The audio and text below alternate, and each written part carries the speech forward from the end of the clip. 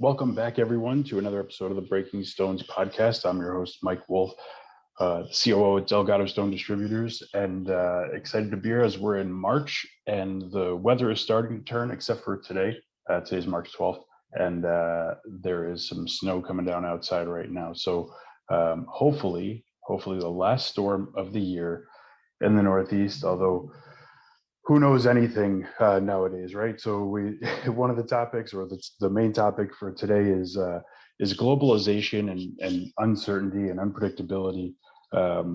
As you can imagine, it's a hot topic right now as we get into the busy season in the building materials industry and the stone industry. Some of the recent trade shows kicking off. Good to have them back. It's strange, 2 years. We're about 2 years after things got shut down the first time for the COVID-19 in the U.S. And it's like, okay, we're through that finally, and things are looking up. And then we have the war that breaks out between Ukraine and Russia, over there. But it has an impact here, and we're feeling that. And I think we're feeling a lot of inflation and things like that before here in the US, but overall still pretty positive. What we're faced with again now, just like with COVID, is more uncertainty. It's very difficult to, no one knows anything anymore, what's going to happen. You have historical data to go off of, right, when wars broke out or the things that came up. But in this case, there's still that unknown. What's going to be next? And right now there's 2 countries or 3 countries at war, and then you have the economic sanctions. But will more get involved, and what will the impact of that be? How long will this go on? What does it look like on the other side? So much uncertainty. And one of the things we talk about often here within our team and some of the leadership groups that I'm a part of, it's controlling, paying attention or focusing on what we can control and not what we can't control, right? I can't control the fuel costs. We can't control the war. There's so much that we can't control. And we went through this, like I said, 2 years ago when COVID came here to the US, and we weren't sure, well, what can we control? And that's what we focused on. This week alone, and I'm going back to Monday now, Monday morning before 9 a.m. And for those who know me, I'm an early riser. So I had gotten a lot done by then, but by 9 a.m. I had heard from 3 different companies that they had increased or added a fuel service charge. And for some of them, it was the second increase already this year. So we're 2.5 months in, not even 90 days into the year. And we see that happening. And it's no fault of their own. They have to pass that on. And you look at the cost of diesel from $3 or so up over $5 now, and the impact that has to truckers, to the freight companies that are hauling things at a time when supply chains are already messed up. And it's very interesting to see and to follow the progression of this, or as things evolve and develop. No one likes getting a price increase, right? So when that call comes in or the email comes in, and I know it's coming as soon as someone wants to set up a meeting or talk about something, or now it's so common, I think, there's an email that comes in and says, hey, we're having a fuel service charge, or we added a fuel service charge. Give me a call if you want to discuss. Here it is. It is what it is, right? And on our end, we're looking at, Delgado Stone's a wholesale distributor. We're looking at our authorized dealers, knowing that they're also getting that from other places. So how do we better serve them, better serve their customers? How much of this can we absorb before it becomes something that we have to increase prices on? We went through 2021 without a price increase, and that cost us some of our some profitability, but it was in support of our dealers who were taking on price increases just like we were, but there was a lot. How do we better support them? And so already, so by week's end, I think there was 7 total from our regular vendors or freight companies that had contacted us about an increased fuel service charge. In many cases, we have not had to pass that cost on. But as it continues to grow, as it increases, what do we do? At some point, it's not sustainable for us to absorb all the costs. So we're looking at different things. And again, it's the uncertainty, the unpredictability, I think, that makes it harder than ever. And one of the conversations I had was, look, we roll out our pricing at the beginning of the year for the entire year. We don't want to go back and change that.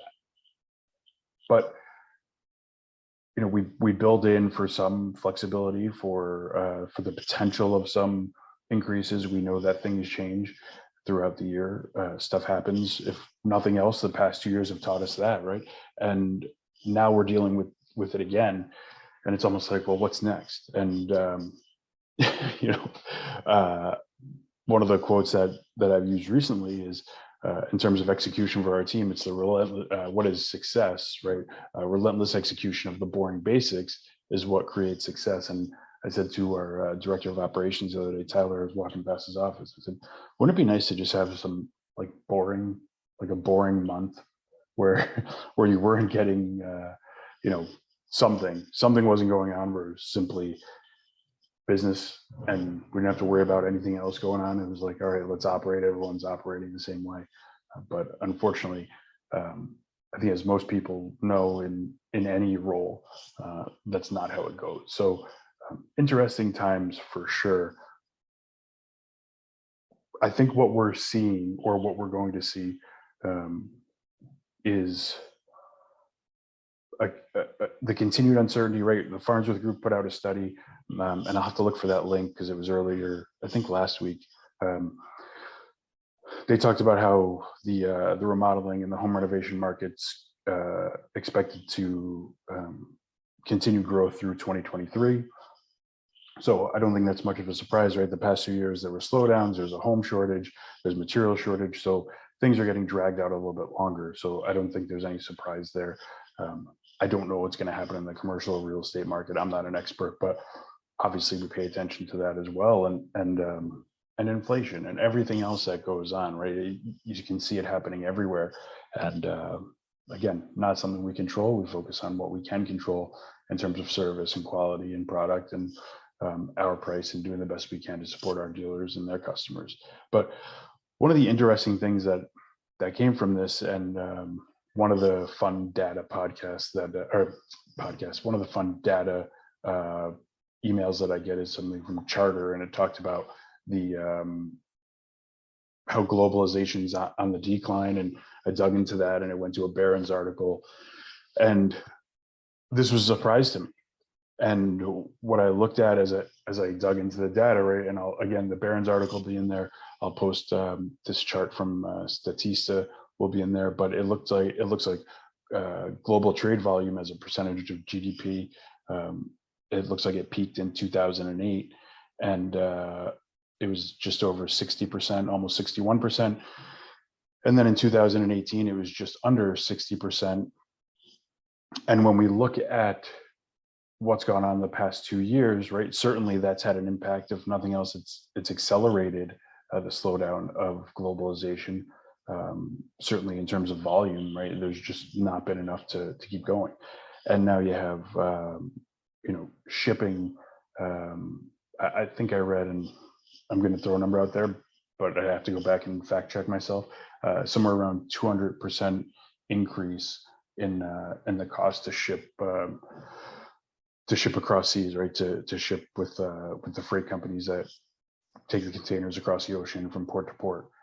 Then you have the fuel costs, right? So there's that. Then you have labor shortages. Then you have, so all of these things, and what we're seeing is a little bit of a shift to local, because it goes back to what can we control. And as things are unpredictable and unstable, and there's uncertainty, looking at, well, we don't want to offer something to our customers, or imagine being in the middle of a project and the customer is working on something, and they're like, oh, we need a little bit more, and we're like, well, we have to order it from wherever, China, India, Brazil, it doesn't matter at this point, anywhere in the world that's got to cross one of the oceans or some body of water. And I'm like, okay, well, we don't know when you can get it, right? There's COVID still going on. There's war. There's fuel increases. So labor shortages just keeps adding on. what can we control?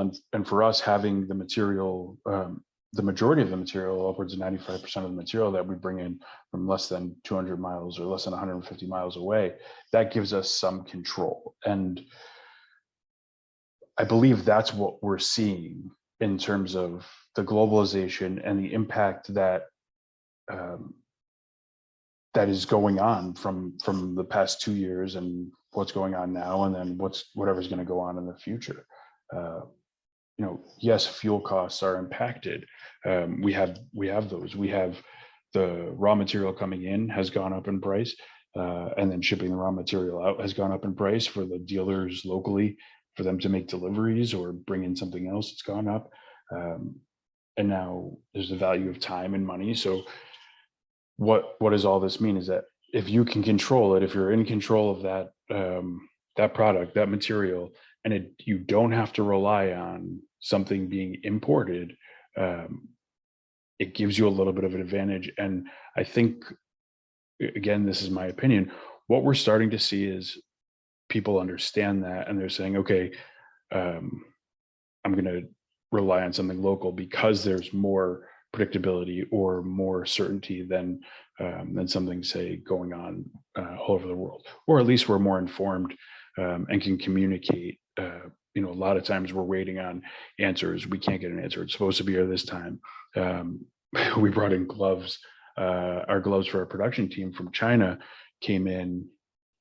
I think they arrived in October, and we were waiting on them, and they got to us sometime in December. So they sat in the port for 2 months, and there's nothing we can do. And I think back to when I was younger.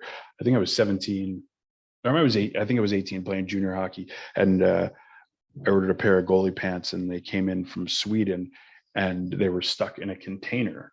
And I had no idea what that meant at the time. I was like, well, why don't they just open the container and get it? And clearly, being a little bit naive and not understanding how things work, I look back at that, and now here I am saying, well, I understand this a little bit better. This is how it is. So for us on our end, we're seeing our customers come to us more for materials, and maybe relying less on the overseas stuff. I do believe that'll change. It's not.